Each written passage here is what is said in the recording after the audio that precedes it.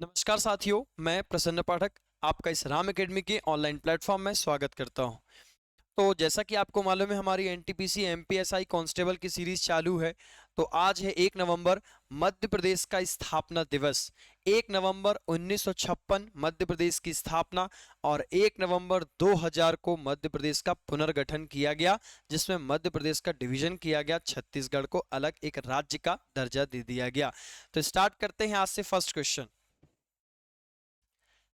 Question लिखा हुआ है आपके सामने कि दुधवा राष्ट्रीय उद्यान किस राज्य में स्थित है। इंपॉर्टेंट क्वेश्चन है आपके लिए। ऑप्शन लिखा हुआ है मध्य प्रदेश है, महाराष्ट्र है, उत्तर प्रदेश है और मेघालय है। ध्यान रखिएगा, कभी भी आप चाहे वनडे एग्जाम में कोई भी, चाहे आप एनटीपीसी देते हो, चाहे कांस्टेबल या एसआई का पेपर हो, उसमें हमेशा एक नेशनल पार्क से जरूर आपको क्वेश्चन देखने को मिलते हैं। तो इसका जो करेक्ट आंसर मिलेगा दुधवा राष्ट्रीय उद्यान, यदि आपसे पूछा है तो आप option number C that is Uttar Pradesh जाएंगे। ध्यान रखिएगा, भारत में सबसे ज्यादा जो राष्ट्रीय उद्यान है वो हमारे मध्य प्रदेश में स्थित है। बात करते हैं एकमात्र ऐसा राज्य जहां पर एक भी राष्ट्रीय उद्यान नहीं है, तो वो है पंजाब राज्य। भारत का सबसे बड़ा यदि राष्ट्रीय उद्यान यदि आपसे पूछा जाता है, तब आप जाएंगे हिमेश राष्ट्रीय उद्यान, जो कि जम्मू कश्मीर व लद्दाख की बॉर्डर पर स्थित है। और सबसे छोटा राष्ट्रीय उद्यान आपको मिलता है साउथ बटन नेशनल पार्क, जो कि अंडमान निकोबार में स्थित है। ध्यान रखिएगा, अंडमान निकोबार की जो कैपिटल है, वर्तमान में इसे बीजेपी गवर्नमेंट के द्वारा श्री विजयपुरम कर दी गई है। पूर्व में इसकी जो राजधानी हुआ करती थी वो पोर्ट ब्लेयर थी, और recently capital renamed as Shri Vijayapuram. तो ध्यान रखिएगा, यहाँ पर राष्ट्रीय उद्यान के बारे में मैंने आपको डिस्कस करा है, सबसे ज्यादा मध्य प्रदेश में है। दुधवा राष्ट्रीय उद्यान यदि बात करते हैं तो उत्तर प्रदेश में एक मिलता है चंद्रप्रभा राष्ट्रीय उद्यान, जो कि उत्तर प्रदेश में स्थित है। उत्तर प्रदेश की कैपिटल है लखनऊ। यहाँ के जो मुख्यमंत्री हैं वो हैं योगी आदित्यनाथ। जनसंख्या की दृष्टि से सबसे बड़ा राज्य वो भी उत्तर प्रदेश है। यहाँ पर विधानसभा सीटों की संख्या 403 है, लोकसभा सीटों की संख्या 80 है और राज्यसभा सीटों की संख्या 31 है। Next question. क्वेश्चन लिखा हुआ है कि भारत का सबसे बड़ा सोयाबीन उत्पादक राज्य कौन सा है। इसमें ऑप्शन लिखे हुए हैं मध्य प्रदेश है, महाराष्ट्र है, उत्तर प्रदेश है और मेघालय है। सोयाबीन आपको मालूम है, मध्य प्रदेश को सोया स्टेट के नाम से भी जानते हैं। तो मध्य प्रदेश में सबसे ज्यादा सोयाबीन का जो उत्पादन होता है वो मध्य प्रदेश में होता है। सोयाबीन के बारे में डिस्कस करते हैं तो सबसे ज्यादा जो प्रोटीन पाया जाता है वो सोयाबीन में पाया जाता है। मध्य प्रदेश में सर्वप्रथम सोयाबीन की जो खेती की गई थी वो देवास में की गई थी, और सबसे ज्यादा सोयाबीन का जो उत्पादन होता है वो उज्जैन में होता है। एशिया का सोयाबीन अनुसंधान केंद्र जो है वो उज्जैन में स्थित है, और राष्ट्रीय सोयाबीन अनुसंधान केंद्र इंदौर में स्थित है। Next question. क्वेश्चन लिखा हुआ है आपके सामने कि भारत के कितने राज्यों से होकर कर्क रेखा गुजरती है। Tropic of Cancer passes from how many states from India. तो इसमें ऑप्शन लिखे हुए हैं 7 है, 8 है, 5 है और 6 है। तो इसका जो करेक्ट आंसर मिलता है that is option number B, 8 राज्यों से होकर गुजरती है। क्या होती है कर्क रेखा? तो यदि आपको मालूम होगा, एक ग्लोब होता है जिसमें एक 0 डिग्री लैटिट्यूड लाइन कहलाती, 0 डिग्री अक्षांश रेखा कहते हैं, विच डिवाइड्स इंडिया इनटू विच डिवाइड्स अर्थ इनटू 2 इक्वल पार्ट्स। इसमें यदि आप ऐसे खींचते हो लाइन तो 23.5 डिग्री नॉर्थ, जिसे हम ट्रॉपिक ऑफ कैंसर कहते हैं अर्थात कर्क रेखा कहते हैं, और 23.5 डिग्री साउथ, जिसे हम ट्रॉपिक ऑफ कैप्रिकॉर्न कहते हैं अर्थात मकर रेखा कहते हैं। हमारा जो भारत बसा हुआ है वो यहाँ पर बसा हुआ है। तो टोटल 8 राज्यों से कर्क रेखा गुजरती है। आपको एक छोटी सी ट्रिक बता रहा हूं, मित्र पर गमछा झार, बहुत ट्रेडिशनल ट्रिक है। मित्र पर गमछा झार। सबसे पहले आते हैं तो मिजोरम है, त्रिपुरा है, पश्चिम बंगाल है, राजस्थान है, गुजरात, मध्य प्रदेश, छत्तीसगढ़ और झारखंड। ध्यान रखिएगा, एक माही नदी, मध्य प्रदेश में एक माही नदी बहती है जो कर्क रेखा को 2 बार काटती है। एक ये जो लाइन कहती है 0 डिग्री लाइन, इसी को हम बोलते हैं, इसी को हम मेडिटेरियन लाइन भी कहते हैं, इसी को हम विषुवत रेखा भी कहते हैं, इसी को हम भूमध्य रेखा भी लाइन के नाम से भी जानते हैं। तो इसको जो काटती है ट्रॉपिक ऑफ कैंसर को माही नदी काटती है। ट्रॉपिक ऑफ मेडिटेरियन लाइन जो होती है इसको कांगो नदी काटती है, जिसे हम जायरी नदी के नाम से भी जानते हैं, और मकर रेखा को लिम्पोपो नदी काटती है। तो यहां से कभी कभी क्वेश्चन आता है कि कर्क रेखा को कौन सी नदी काटती है, तो आपको मालूम होना चाहिए माही नदी। विषुवत रेखा को कौन सी नदी काटती है, तो जायरे या फिर कांगो रिवर। और ट्रॉपिक ऑफ कैप्रिकॉर्न अर्थात मकर रेखा को कौन सी नदी काटती है, तो वो लिम्पोपो नदी काटती है। मध्य प्रदेश के 14 जिलों से होकर कर्क रेखा गुजरती है। Next question. क्वेश्चन लिखा हुआ है कि भारत में ऊर्जा का सर्वाधिक महत्वपूर्ण स्रोत क्या है, most important source of energy in India. इसमें ऑप्शन लिखे हुए हैं, सबसे पहले नाभिकीय ऊर्जा है अर्थात न्यूक्लियर एनर्जी है, कोयला है, पेट्रोल है और जल विद्युत है। तो इसका जो करेक्ट आंसर मिलेगा that is option number B, कोयला मिलता है। कोयला के बारे में डिस्कस करते हैं तो भारत में मुख्यतः 4 प्रकार का कोयला पाया जाता है। सबसे पहले एंथ्रासाइट कोयला, नेक्स्ट बिटुमिनस कोयला, नेक्स्ट लिग्नाइट कोयला और लास्ट होता है पीट कोयला, जैसे हम हिंदी में पिटवा कोयला के नाम से भी जानते हैं। ध्यान रखिएगा, जिस कोयले में कार्बन की मात्रा सर्वाधिक होती है from 80 to 95% carbon consist that is considered as anthracite कोयला। जिस कोयले में 80 से 95% कार्बन पाया जाता है वह एंथ्रासाइट कोयला पाया जाता है। भारत में बेस्ट क्वालिटी का जो एंथ्रासाइट कोयला है वो जम्मू कश्मीर में पाया जाता है।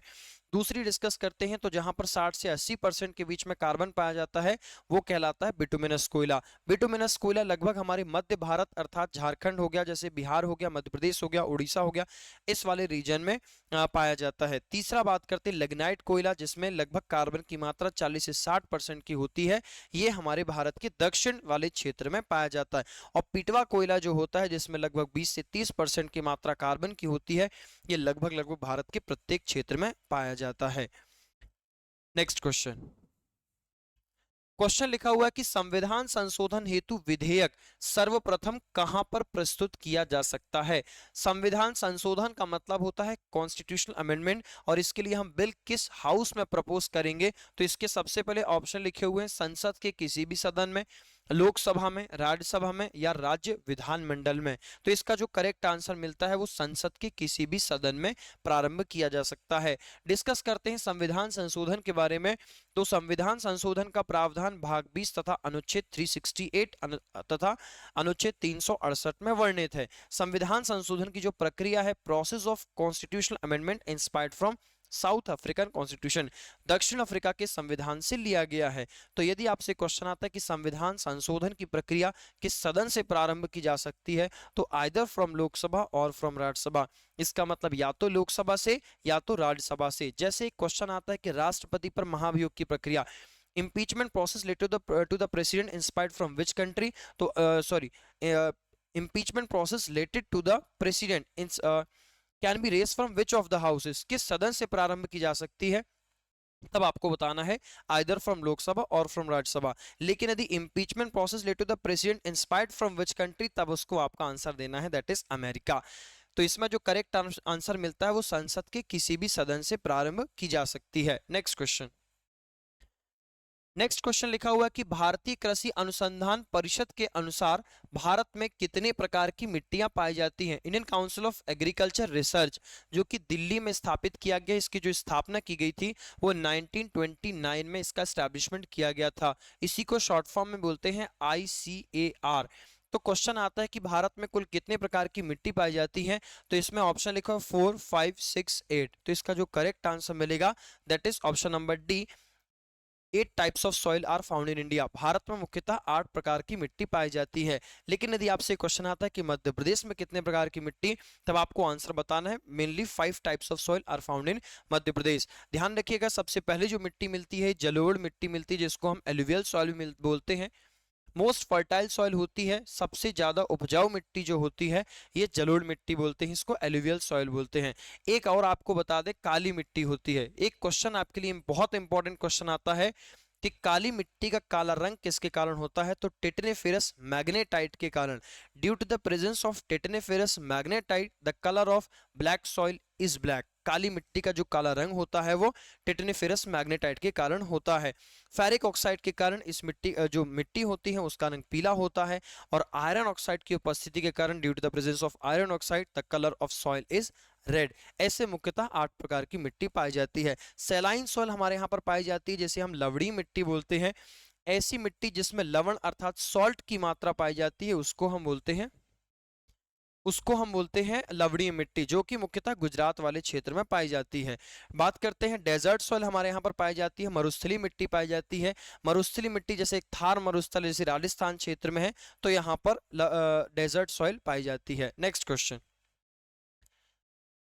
नेक्स्ट क्वेश्चन लिखा हुआ है कि 1857 के विद्रोह का तात्कालिक कारण क्या था। इसमें ऑप्शन लिखा हुआ है चर्बी वाले कारतूस का प्रयोग आरंभ करना, डलहौजी की जब्ती का सिद्धांत, ब्रिटिश सैनिक एवं भारतीय सैनिकों की वेतन में भारी अंतर और भारतीयों को ईसाई धर्म में परिवर्तित करने का प्रयास। तो इसका जो करेक्ट आंसर मिलता है that is option number A, चर्बी वाले कारतूस का प्रयोग आरंभ करना। समझना, एक पॉइंट आपको बता रहा हूं, 1856 के या 1857 के रिवोल्ट के कुछ आपको कारण बता रहा हूं कॉजेज में। सबसे पहले तो आपको मालूम होना चाहिए 1857 में अंतिम मुगल सम्राट जो हुआ करते थे बहादुर शाह जफर, बहादुर शाह जफर को बख्त खां के द्वारा इनको बाहर भेज दिया गया और वहां धीरे धीरे मुगल पद को खत्म कर दिया गया। जैसे 1813 में आपको मालूम होगा 1813 में कुछ हमारे यहाँ पर ईसाई मिशनरीज को लाया गया था, अर्थात पादरी को लाया गया था, and their main objective for the promotion of Christian religion, जिनका जो मुख्य उद्देश्य था वो ईसाई धर्म का प्रचार प्रसार करना था। तो ऐसे बहुत सारे ऐसे प्रिंसिपल्स को देखा गया, उसके बाद 1857 का रिवोल्ट होता है। तो इसमें आपको सिर्फ 3 डेट बता रहा हूं, इसका जो करेक्ट आंसर है ऑप्शन नंबर ए है। डिस्कस करते हैं सबसे पहले 29 मार्च 1857 को मंगल पांडे बैरकपुर छावनी में, जो कि एक सैनिक पदस्थ थे, उत्तर प्रदेश में थे, उन्होंने एक अंग्रेज अधिकारी बाग अधिकारी की हत्या कर दी। अंत में होता यह है कि उनको 8 अप्रैल 1857 को उन्हें फांसी दे दी गई और 10 मई 1857 को ये जो विरोध हो रहा था विरोध को विद्रोह में परिवर्तित हो गया। बात करते हैं 1856 में ब्रिटिश गवर्नमेंट के द्वारा ब्राउन बेस्ड बंदूक की जगह न्यू इनफील्ड राइफल का प्रयोग किया गया। इस इनफील्ड राइफल में कारतूस लगा होता था, कार्ट्रिज फिटेड, जो इंग्लिश में एक्चुअल में कारतूस को कार्ट्रिज बोलते हैं, और ये जो कारतूस होता था वो सुअर और गाय की चर्बी से बना होता था, जिसे मुंह से ऐसे खींच के उसके बाद करना होता था। तो बहुत सारे सैनिकों ने उनका प्रोटेस्ट किया, विरोध किया। अंत में 10 मई 1857 को the protest turn into rebellion, और लास्ट में 18 अप्रैल 18th of April 1859 18 अप्रैल 1859 को तात्या टोपे को मध्य प्रदेश के शिवपुरी जिले में फांसी दे दी गई और इस क्रांति का अंत हो गया। तो इसका जो करेक्ट आंसर मिलता है दैट इज चर्बी वाले कारतूस का प्रयोग करना आरंभ किया गया। नेक्स्ट क्वेश्चन, क्वेश्चन लिखा हुआ है कि राष्ट्रीय विकास परिषद की बैठक में राज्य का प्रतिनिधित्व कौन करता है। इसके ऑप्शन लिखे हुए हैं राज्यपाल है, मुख्यमंत्री है, विधानसभा है और कैबिनेट सचिव है। तो इसका जो करेक्ट आंसर मिलता है that is option number B, मुख्यमंत्री करता है। ध्यान रखिएगा राष्ट्रीय विकास परिषद की अध्यक्षता यदि बात करते हैं तो वो प्रधानमंत्री करते हैं। राष्ट्रीय विकास परिषद का जो गठन किया गया था, नेशनल डेवलपमेंट काउंसिल का जो स्टैब्लिशमेंट किया गया था, ये 1952 में किया गया था। इसमें हमेशा जो अध्यक्ष होते हैं वो एक्स ऑफिशियो प्राइम मिनिस्टर होते हैं, पदेन प्रधानमंत्री होते हैं। लेकिन क्वेश्चन आता है कि यहाँ पर राज्य का प्रतिनिधित्व कौन करता है, तो इसका जो करेक्ट आंसर मिलेगा दैट इज मुख्यमंत्री करता है।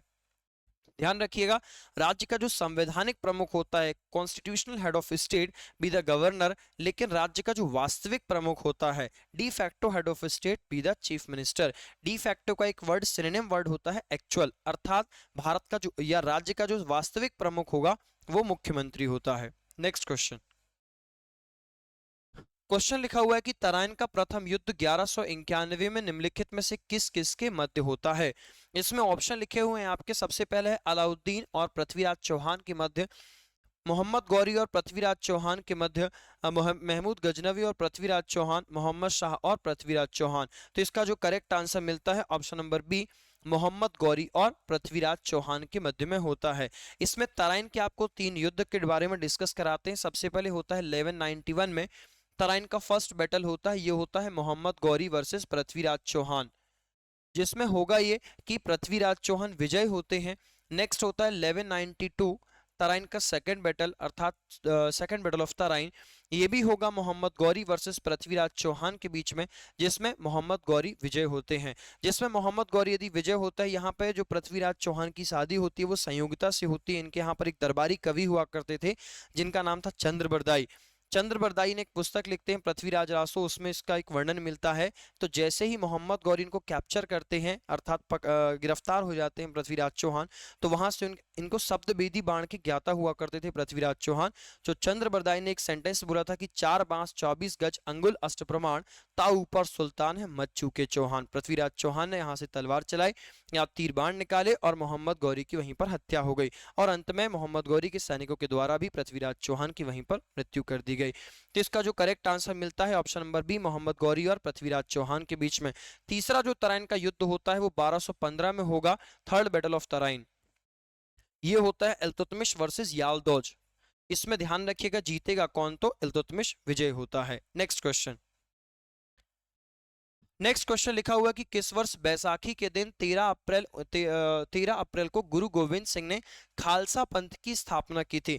गुरु गोविंद सिंह के जो 10वें गुरु होते हैं उनका नाम था गुरु गोविंद सिंह। इन्होंने 1699 ऑप्शन लिखा हुआ सबसे पहले 1655, 1677, 1699 और 1633। तो इसका जो करेक्ट आंसर मिलता है that is option number C, 1699 मतलब 1699 में खालसा पंथ की स्थापना गुरु गोविंद सिंह के द्वारा की गई और इसी समय इन्होंने आदि ग्रंथ को भी वर्तमान स्वरूप दिया और कहा कि यह ही आगे चलकर गुरु के पद के रूप में कार्य करेगी। अर्थात इस प्रकार गुरु का जो पद था वो समाप्त कर दिया गया।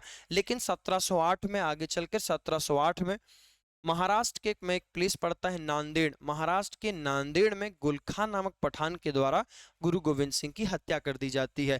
गुरु गोविंद सिंह के द्वारा ही लड़कों के नाम के साथ सिंह तथा लड़कियों के नाम के साथ कौर का प्रयोग किया गया। नेक्स्ट क्वेश्चन, नेक्स्ट क्वेश्चन लिखा हुआ कि किस मुगल शासक की मृत्यु दीन पनाह पुस्तकालय की सीढ़ियों से गिरने के कारण हुई थी। इसमें ऑप्शन लिखे हुए हैं बाबर है, हुमायूं है, और अकबर है और जहांगीर है। तो इसका जो करेक्ट आंसर मिलता है that is option number B, Humayun के द्वारा हुमायूं की मृत्यु होती है दीन पनाह नामक पुस्तकालय में। हुमायूं के द्वारा ही 1533 में इन 1533 दीन पनाह named city was established by him. 1533 में दीन पनाह नामक नगर की स्थापना हुमायूं के द्वारा की गई थी और वहीं पर धीरे से वहां से सीढ़ी से गिरते समय उसकी मृत्यु हो गई। 1531 इसके कुछ युद्ध के बारे में आपको डिस्कस करा देते हैं। 1531 में एक युद्ध होता है जिसको हम बोलते हैं देवरा का युद्ध, हुमायूं वर्सेस महमूद लोदी के बीच में ये युद्ध होता है जिसमें हुमायूं विजय होता है। 1539 में एक युद्ध होता है 1539 में जिसे हम चौसा के बैटल के नाम से भी जानते हैं, बैटल ऑफ चौसा, जिसमें हुमायूं वर्सेस शेर खां के बीच में युद्ध होता है। इसमें जीतेगा कौन, तो इसमें शेर खां विजय होता है। अब आपके दिमाग में भी आएगा कि शेर खां कौन था, तो शेर शाह सूरी के जो बचपन का नाम था वो नाम था फरीद खान। फिर उसके बाद आगे चल के इसने एक उपाधि धारण किया था शेर खां, इस उपाधि को बहार खां लोहानी के द्वारा दिया गया था। तो यहाँ पे ये नाम चलता है इसका शेर खान। और 1540 में बिलग्राम का एक युद्ध होता है, बैटल ऑफ बिलग्राम, जिसे हम कन्नौज के युद्ध के नाम से भी जानते हैं। यहाँ पर बैटल होता है हुमायूं वर्सेस शेर शाह सूरी।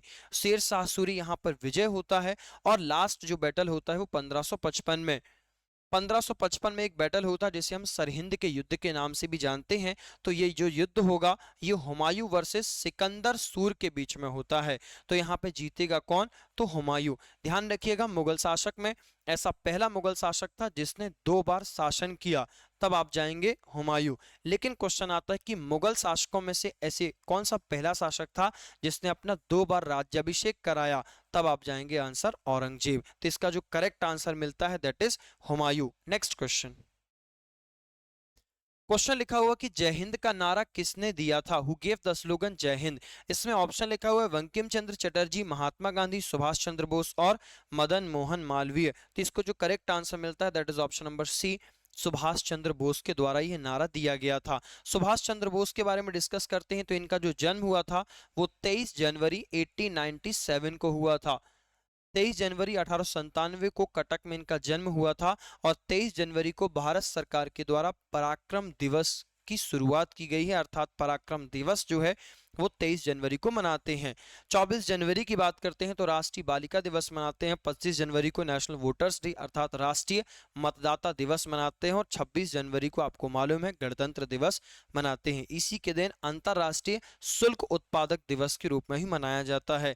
30 जनवरी को हम 3 दिवस मनाते हैं। सबसे पहले होता है सर्वोदय दिवस, नेक्स्ट होता है कुष्ठ रोग निवारण दिवस अर्थात लेप्रोसी प्रिवेंशन डे, और इसी दिन 30 जनवरी 1948 को महात्मा गांधी की मृत्यु हुई थी, तो 30 जनवरी को ही महात्मा गांधी की याद में शहीद दिवस मनाया जाता है। यदि आपसे क्वेश्चन आता है कि नेशनल मैटर डे अर्थात शहीद दिवस कब मनाते हैं, तब आप जाएंगे 23 मार्च अर्थात 23 मार्च को। लेकिन यदि आपसे क्वेश्चन आता है कि महात्मा गांधी की याद में शहीद दिवस कब मनाते हैं, तब आप आंसर जाएंगे 30 जनवरी अर्थात 30 जनवरी को। तो इसका जो करेक्ट आंसर मिलता है that is option number C, Subhash Chandra Bose. Subhash Chandra Bose के बारे में एक फैक्ट और आपको बता दें, 1939 मध्य प्रदेश में एक त्रिपुरी अधिवेशन हुआ था। सुभाष चंद्र बोस कांग्रेस के जो यहाँ पर अध्यक्ष बने थे, यहीं पर सबसे पहली बार कांग्रेस के जो पहले पट्टाभी सीतारामैया को इन्होंने पराजित किया था, और सुभाष चंद्र बोस फिर उसके अध्यक्ष बनते हैं। अध्यक्ष बनने के पश्चात इन्होंने अपने पद से इस्तीफा दे दिया, और जो कांग्रेस के जो अगले अध्यक्ष थे वो डॉक्टर राजेंद्र प्रसाद बने थे। नेक्स्ट क्वेश्चन लिखा हुआ कि केंद्रीय मंत्रिमंडल के मंत्रियों की नियुक्ति कौन कर सकता है। केंद्रीय मंत्रिमंडल के मंत्रियों की नियुक्ति कौन कर सकता है, तो इसमें ऑप्शन लिखे हुए हैं। सबसे पहले प्रधानमंत्री, राष्ट्रपति, प्रधानमंत्री की सलाह पर, या इनमें से कोई नहीं। तो इसका जो करेक्ट आंसर मिलता है that is option number C, प्रधानमंत्री की सलाह से राष्ट्रपति के द्वारा की जाएगी। On the recommendation of prime minister president can appoint. सबसे पहले डिस्कस करते हैं मंत्रिमंडल के बारे में। तो आर्टिकल नंबर 73 कहता है संघीय कार्यपालिका शक्ति का विस्तार, extended the executive powers of union. Article 74 कहता है राष्ट्रपति को सलाह देने के लिए एक मंत्री परिषद होगी, there will be a council of ministers to give the advice to the president and the head will be prime minister, जिसका प्रधान प्रधानमंत्री होता है। आर्टिकल 75 में लिखा हुआ है कि प्रधानमंत्री की नियुक्ति राष्ट्रपति के द्वारा की जाती है, और अन्य मंत्रियों की नियुक्ति प्रधानमंत्री की सलाह से राष्ट्रपति के द्वारा की जाती है। तो इसका जो करेक्ट आंसर मिलता है that is option number C, प्रधानमंत्री की सलाह से राष्ट्रपति कर सकते हैं। नेक्स्ट क्वेश्चन लिखा हुआ कि निम्नलिखित में से भारत का राष्ट्रपति किसकी नियुक्ति नहीं कर सकता। इसमें ऑप्शन लिखे हुए हैं उपराष्ट्रपति, प्रधानमंत्री, राज्यपाल और मुख्य निर्वाचन आयुक्त। तो इसका जो सही आंसर मिलेगा that is option number A, उपराष्ट्रपति की नियुक्ति नहीं कर सकता।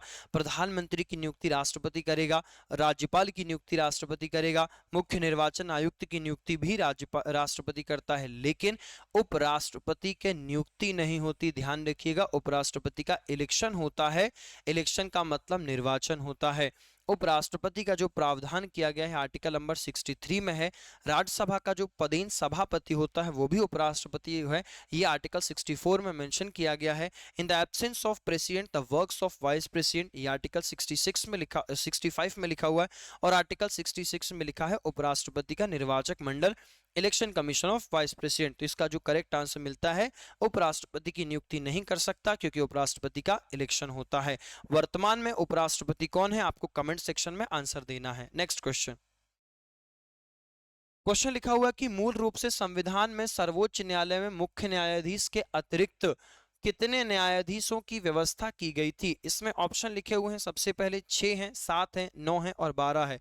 तो इसका जो करेक्ट आंसर मिलता है that is option number B, answer is 7। ध्यान रखिएगा, जब 28 जनवरी 1950 को सबसे पहले सर्वोच्च न्यायालय की स्थापना की गई थी, तो उस समय न्यायाधीशों की संख्या 1+7 थी। 1+7 का मतलब एक मुख्य न्यायाधीश और 7 अन्य न्यायाधीश थे।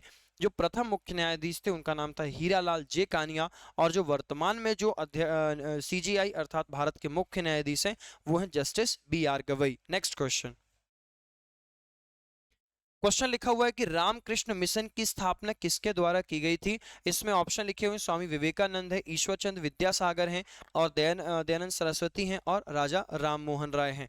तो इसका जो करेक्ट आंसर मिलता है रामकृष्ण मिशन की स्थापना स्वामी विवेकानंद के द्वारा की गई थी, ऑप्शन नंबर ए मिलता है। किस वर्ष किए थे, तो 1897 में इनके द्वारा कोलकाता में किया गया था। विवेकानंद जी के बारे में डिस्कस करते हैं तो इनका जो जन्म हुआ था ये 12 जनवरी 1863। ध्यान रखिएगा, गांधी जी से 6 साल बड़े थे, मतलब 12 जनवरी 1863 को इनका जन्म होता है कोलकाता में। इनका जो एक्चुअल मूल नाम जो था वो नरेंद्र नाथ दत्त था। राजस्थान में एक खेतड़ी प्लेस पड़ती है, तो खेतड़ी के राजा अजीत सिंह के द्वारा नरेंद्र नाथ दत्त को विवेकानंद की उपाधि दी गई थी। बात करते हैं 1890, यहाँ पर 12 जनवरी को मनाते हैं हम राष्ट्रीय युवा दिवस अर्थात नेशनल यूथ डे सेलिब्रेट करते हैं। 1893 में पहली बार यहाँ विवेकानंद शिकागो समिट में भाग लिए इन्होंने पहली बार। शिकागो कहाँ पर आता है, तो अमेरिका में आता है। शिकागो सम्मेलन में इन्होंने पार्टिसिपेट किया था। और इन 1900 वर्ष 1900 में इन्होंने पेरिस के द्वितीय धर्म सम्मेलन में पार्टिसिपेट किए थे, भाग लिए हुए थे। नेक्स्ट क्वेश्चन लिखा हुआ है कि आईसीसी पुरुष T20 विश्व कप 2026 की मेजबानी कौन सा देश करेगा। तो इसमें ऑप्शन लिखे हुए हैं श्रीलंका, भारत, दोनों, श्रीलंका और भारत और ऑस्ट्रेलिया। तो इसका जो करेक्ट आंसर मिलता है that is option number C, दोनों, both Sri Lanka and India. Next question लिखा हुआ है कि अक्टूबर 2025 में कौन सा देश आधिकारिक रूप से ट्रेकोमा को सार्वजनिक स्वास्थ्य समस्या के रूप में समाप्त करने वाला 26वां देश बन गया है। तो इसके ऑप्शन लिखे हुए हैं नेपाल है, फिजी है, श्रीलंका है और म्यांमार है। तो इसका जो करेक्ट आंसर मिलता है that is option number B, Fiji में मिल सकता है या 26वां देश बन गया है। नेक्स्ट क्वेश्चन लिखा हुआ है कि अक्टूबर 2025 में 8वें वेतन आयोग का अध्यक्ष, इंपॉर्टेंट क्वेश्चन है आपके लिए, करंट अफेयर का क्वेश्चन है, 8वें वेतन आयोग का अध्यक्ष किसे नियुक्त किया है। ऑप्शन लिखे हुए हैं अरविंद पनगड़िया है, टीवी सोमनाथ है, सी आनंद बोस है और रंजना प्रकाश देसाई हैं। तो इसका जो करेक्ट आंसर मिलता है that is option number D, Ranjana Prakash Desai हैं। He was the former CJI of supreme court. ये मुख्य न्याय भारत के सर्वोच्च न्यायालय के पूर्व मुख्य न्यायाधीश भी रह चुके हैं। नेक्स्ट क्वेश्चन लास्ट क्वेश्चन आता है आपके लिए, बहुत इंपॉर्टेंट क्वेश्चन है कि कल्याण सिंह नगर किस राज्य का 76वां जिला बना दिया गया है। तो इसमें ऑप्शन लिखे हुए हैं तमिलनाडु है, आंध्र प्रदेश है, उत्तर प्रदेश है और छत्तीसगढ़ है। तो इसका जो करेक्ट आंसर है that is option number C, Uttar Pradesh में 76वां जिला कल्याण सिंह जिला बना दिया गया है। कल्याण सिंह के बारे में डिस्कस करते हैं तो he was the former chief minister of Uttar Pradesh. Uttar Pradesh के पूर्व में मुख्यमंत्री भी रह चुके हैं। तो ये थे आज आपके क्वेश्चन। थैंक यू, जय हिंद।